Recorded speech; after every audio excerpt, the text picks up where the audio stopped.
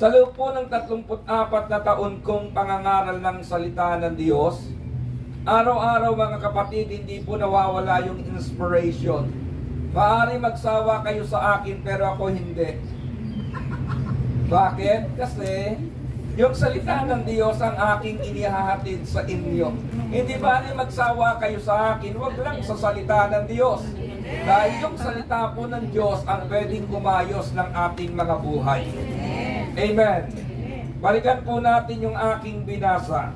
The focus of His message, mga kapatid. In verse 14 ng Mark chapter 1, reveals the action of our Lord's heart. As Jesus came into Galilee, He came preaching the gospel of the kingdom. And then a close examination of this word reveal much about His message. Una, yung salitang preaching. This word means to carry out the office of a herald. Yung salitang pangangaral. Yung salitang preaching, mga kapatid, sa atin, sa amin, bago po kami pinatayo sa inyo, marami po kami mga seminars na pinagdaanan. Marami pong pagtuturo kung paano mo i-deliver, kung paano mo itatayo ang salita ng Diyos, at kung paano mo ihahatid sa puso ng mga tao na dapat magbigay ka ng pag-asa, hindi ka magbigay ng confusion. Kaya wala pong preacher na tatayo sa inyo nang i-o-offer sa inyo ay yung kanyang pangangailangan sa buhay. At kung minsan, nagbibigay po kami ng sense of humor para lamang magising yung mga medyo nakapikit na yung mata. Pero hindi po yung joke, mga kapatid. Alam niyo kung bakit? Napaka-importante na seryosohin natin ang salita ng Diyos. Minsan may nagsabi sa akin, Brad, bakit hindi ka mag-ipon na maraming joke para i-deliver mo sa gawain ng Panginoon? Sagot ko, kung joke ang kailangan nila, magpunta sila sa comedy bar. Pero kung ang kailangan nyo salita ng Diyos na aayos ng ating buhay, magbibigay sa atin ng pangangailangan, pakinggan natin ang sinasabi ng Panginoon, ulitin natin ito sa ating buhay. At tinitiyak ko, mga kapatid, yung mga taong pinagpala, 2,000 taon na nakalipas, mangyayari din ang blessing na ito sa ating buhay. Amen. Amen. Ano ang preaching ng Panginoon? Gospel, the Word of God. The word gospel means good news. Mabuting balita. Panginam ito, malapit ako sa inyo. Kasi, ito rin yung mga aral na gusto naming ihatid sa inyo. Kapag nakikinig po kayo ng salita ng Diyos at sumisigaw yung preacher, wag kayong amen ng amen. Pakinggan yung mainam kung ano yung kanyang sinasabi at kung anong magiging epekto nito sa inyong buhay. Nakukuha nyo, mga kapatid, sa Panginoon? Kasi minsan, narinig ko yung preacher, nag-preach siya, isinigaw niya, sabi niya, marami ng tao sa lugar ng Bicol ang nabihag ng mga NPA. Nung isinigaw niya, yung attender sumigaw ng amen. Diba? Minsan, may anniversary sa jail. Kasi, nag-outreach po kami sa jail. Sa Bulacan, sa Malolos, anniversary noon, napakarami pong attender. Wala silang magagawa kasi naroon sila sa loob. Napakarami. Alam po ba ninyo yung opening prayer nung aming MC na nanalangin? Ganito ang prayer niya. Sabi niya, Lord, palaguin mo po ang gawain ito. Magdala ka ng maraming attender. Alam niyo, after ng prayer, pinagalitan ko at pinagsabihan, sister, nasa loob tayo ng jail. Kung lalago ang gawain ito at pagpapasok na maraming attender, ibig sabihin, kailangan maraming makulong dito. Yung mga workers naman na nasa likod, nagsigawan ng amen. Diba? Pakinggan nyo, mga kapatid, pati yung preaching, suriin po ninyo. Ito ang panunuri. Alamin ninyo kung yung aming ipinangangaral, hinuhugot namin sa salita ng Diyos. Amen, amen. Ikalawa, suriin nyo kung yung preacher inihahatid kayo sa buhay kabanalan o buhay kalayawan. Ikatlo, Suriin niyo yung preacher kung naghahatid sa inyo papunta sa Diyos o naghahatid sa inyo papunta sa kanyang sarili. Pag ang preacher naghahatid sa inyo papunta sa kanyang sarili, sabihin mo sa kanya, Brad, gusto kong sa Diyos magpunta, hindi para sa iyo.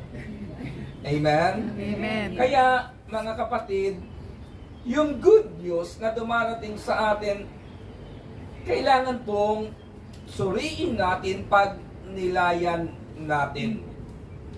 Kasi minsan, napapansin ko tapos na kaming magbasa ng gospel, yung iba sa inyo naghahanap pa kung saan binasa. O yung iba naman, mga kapatid, habang nagbabasa kami, tira-tulala. Iniisip ko, baka nagkukwenta ito ng utang habang may nagbabasa ng gospel.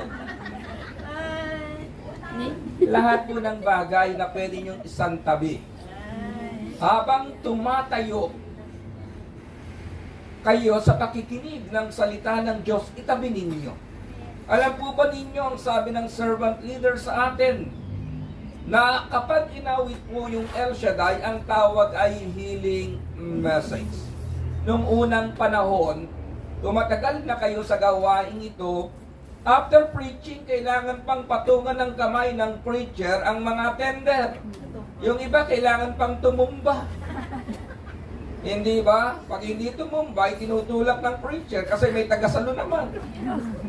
Pero nung dumating po ang inspiration na healing message, anong gustong sabihin mga kapatid?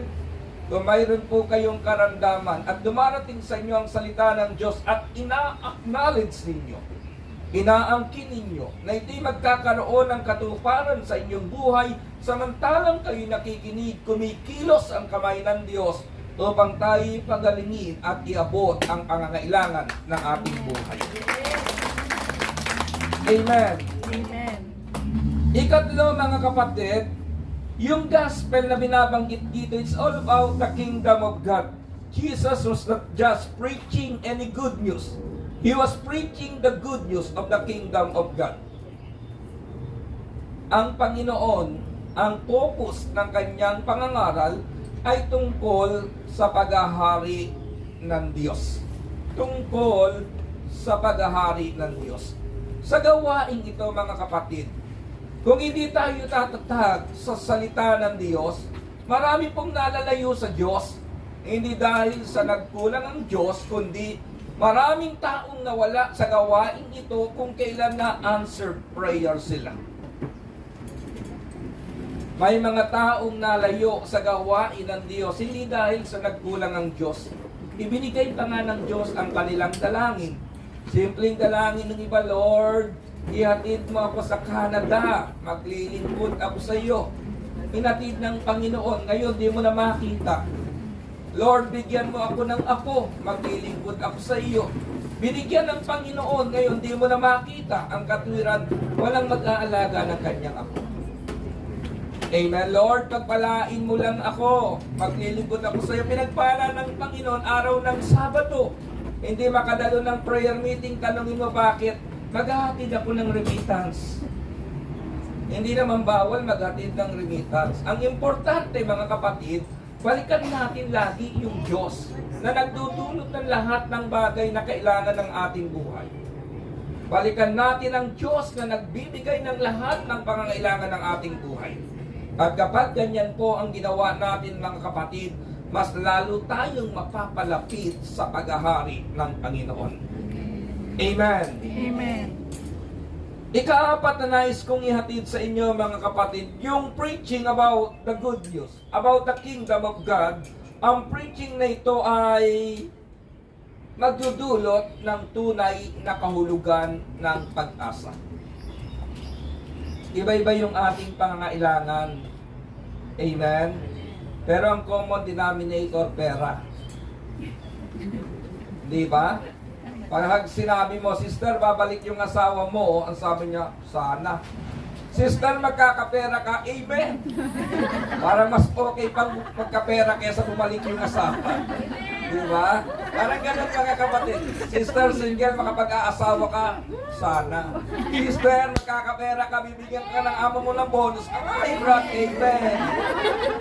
Di ba? Common denominator mga kapatid. Pero talaga naman kailangan ng buhay na yan eh. Kailangan ng buhay natin. Pero ano sinasabi ng Biblia? But seek ye first the kingdom of God and His righteousness, and all these things shall be added unto you. Unahin natin ang Diyos, ang Kanyang kaharian, at ang lahat ng bagay ihatid sa atin ng Panginoon. Alam nyo, nangingiti ako sa inyo. Bakit?